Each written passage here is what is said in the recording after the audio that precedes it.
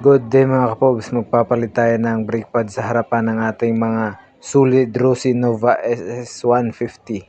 Kaya tara na, palitan na natin kasi pudpud na. Bali itong brake pad na ito ay from Creon na pang shotgun ng Kawasaki Fury 150.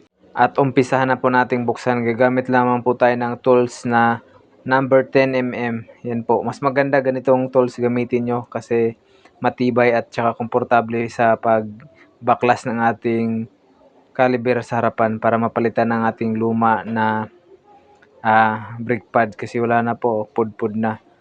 Kasi malalaman natin pag pudpud palaging tumutunog na yung harapan tsaka makunat na yung manubela kasi dahil sa kalawang na rin ang tumatama dun sa mismong pad niya, dun sa pinaka chassis.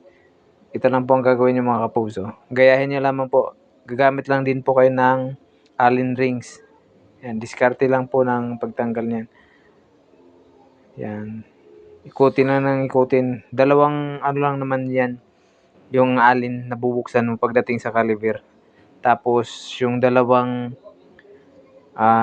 digits na nut na rin po sa may bandang mags ng brake pad.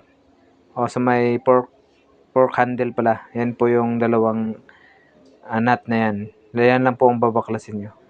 Yan. Pag nabaklas na po yun, yan, ito na yung luma. Wala na talaga, pudpud na. At kinalawang na, kaya kailangan linisin natin at pahiran natin ng konting langis o di kaya grasa. Ito na po ang aking nabili. Sobrang kapal at sulit siya sa personal. Ganito lang po ang gagawin nyo mga kapobso. Pipitin nyo lang po, idiin nyo lang po pailalim yung dalawang push pump, yung dalawang bilog na yan po yung push pump. Tapos yun sa gilid po yung daanan ng brake fluid, luwagan nyo lamang po, gagamit lang kayo ng 8 na open para madiin nyo siya ng husto at para may allowance po yung brake pad para pagpasok dun sa mismong plate o plato ng ating preno ay makapit siya kasi dun siya iipit. Yan po, kailangan may allowance siya sing laki dun sa plate na yon.